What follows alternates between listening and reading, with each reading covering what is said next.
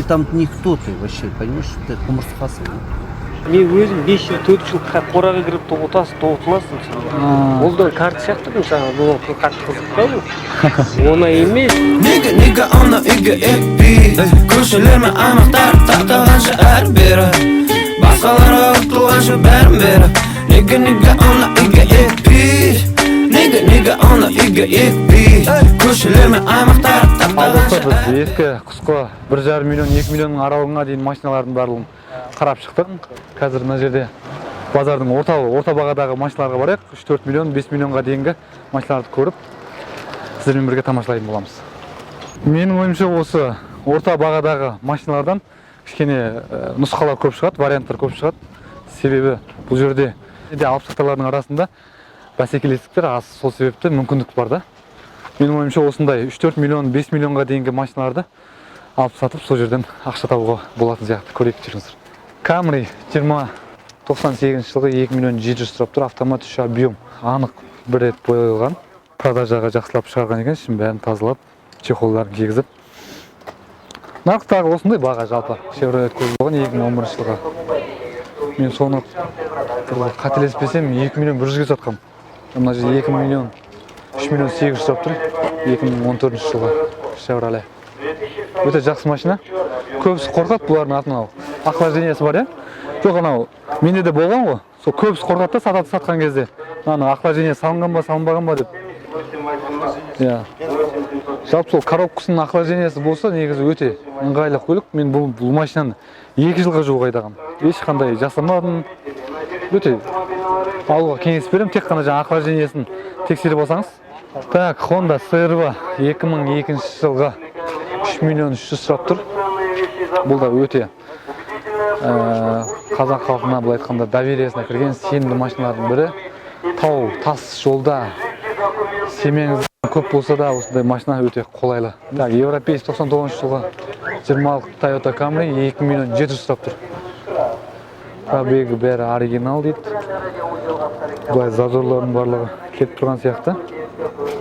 Орта бағадағы машиналарды көруді жалғастырамыз. ES 300 екен, өте керемет машина, әсіресе плавна. Менде Lexus ES 330 болған, былтыр 3 миллион 600-ге саттым ғой. 3 миллион 200 сұрап тұр. Мықты емес, орташа.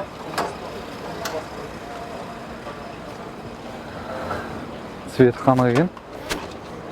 Мына жерде шпаклевкалар нелер шығып тұр.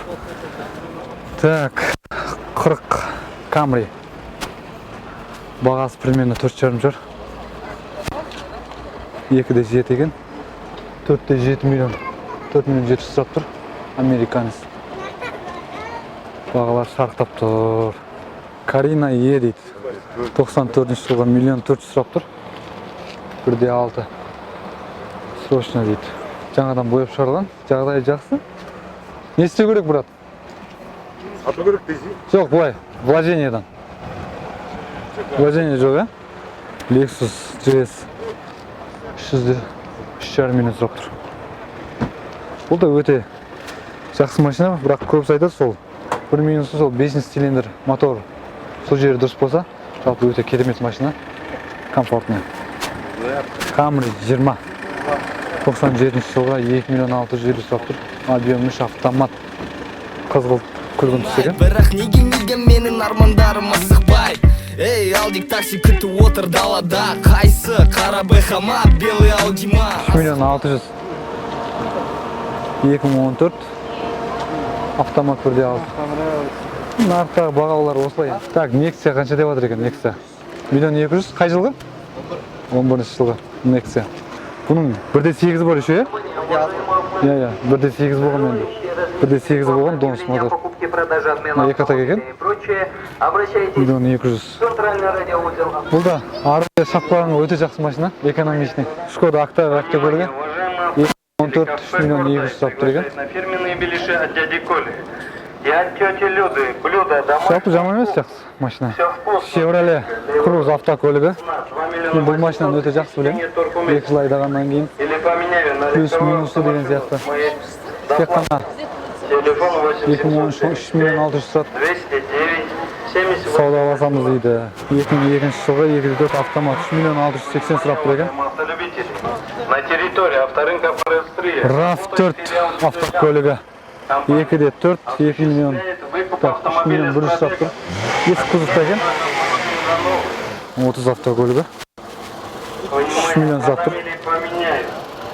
На автомобиле или 2-де 2002 жылғы екен. 3 миллион сұрап тұр. 2-де 4. летние и зимние. Базарда байқасаңыздар, кішкене адамдар үймелеп қалса, бағалар кішкене бір сәл арзандау болса, адамдар үймелеп қалады. Содан байқауға да болады. Toyota 68 гектар. 40. Летний и зимний. 0,90 газ. аппақ деген 15 миллионов тенге. Варианты обмена на автомобиль. 2007 жылғы 2-де 4, 4 миллион 300 сұрап тұр. Находится Так, Toyota 40 автокөлігі, Европейс 24 екен, 4 миллион 600 сұрап тұр. 2-де 4 автомат. не переплачивать. RX 300 автокөлігі қанша сұрап тұр екен?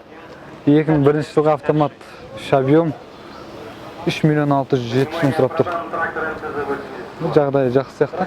Touareg 2007 жылғы объем 6 автомат 4 миллион сұрап тұр екен. Так, Toyota Prado 120-лық 2004 Европа екен, объем 5,5 миллион сұрап тұр. Қазір Армениядан машина алып келгенге стоит па, не стоит па?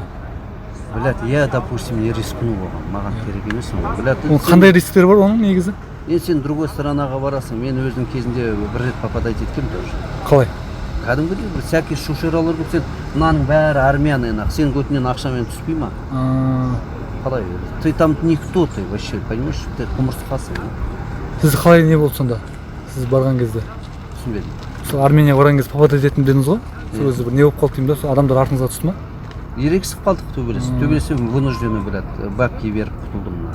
Осы жақында ма, не қылған кезде, ашылған кезде? Иә. После этого не стал, ойлаған ғой, барып сол жақтан не тесам деп. Пидорас армяндар. Вот смотря как раз на раз не приходится было. Россияға да ойбай Россияшылық деп қаншасы тон алып келген жоқ па, білесіңдер ғой. Адамдар жассыңдар, қызық көресіңдер. Негізі жолда анау адамдар ұстайды дейді, сондайлар бар арасында? Еще как бар. Наводка салып. Андай нелер, баллон андай, нелер лақтырады андай. Иә, баллон тесетіндер де? Тесетін емес, трассаның бойына шашыр салады, ведромен келеді де. Сен тоқтайсың амал жоқ. Пиздец, баллон жарылады, тоқтайсың, көзіңді дырдай алады жабып.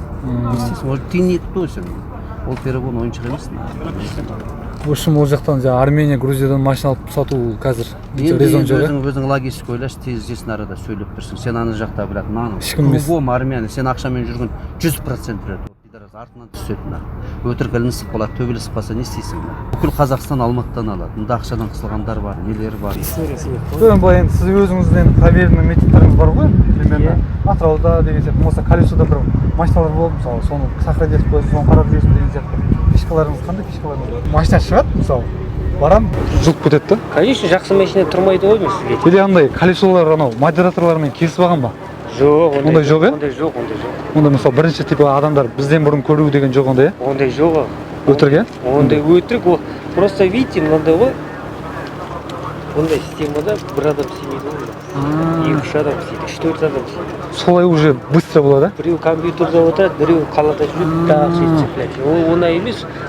Мен ойлап отырмын ғой, өзің қарайсың, өзің аласың, өзің сатасың бәрі. Ол да бар. Начинающий солай ғой енді, сөйтіп бастайсың, кішкене оборот. Енді ол бәрі бастайды ғой сөйтіп. Оңай емес бұл тірлігі. Мен өзім үйренгенмен, мен өзім 5 жыл, 4 жыл қораға кіріп тоғытыласың сонда. Ол да карта сияқты мысалы, бұл қатты қызық па бұл? Оңай емес.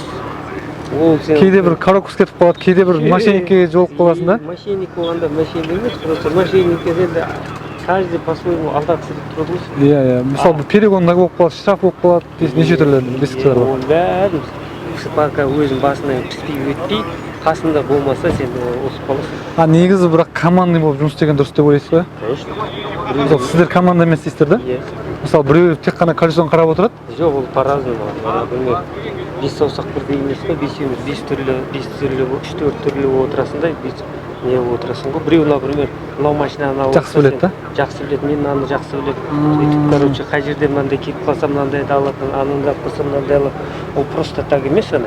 А былай сен начинающий ол, мен айтайын, оны сен не қыламайсың, қасында бір 2-3 адамына қосылмаса қиындау, иә. Так, достар, базардағы орташа бағадағы автобазардағы бағалар осындай машиналардың. Көрдіңіздер, бағалар шын айтқанда шарықтап тұр. Әрине арасынан жақсылап іздеп қарасаңыздар, жақсы варианттар табуға болады.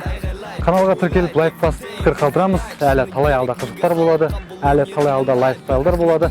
Камри 70-ке апарар жолды бірге тамашалаңыз. Эй, алдик такси күтіп отыр далада. Қайсы қара бхма, белый аудима. Асықпа, көпір жиналды ғой барлық балдарда. Мәнігі ұста, түсінесің енді мені.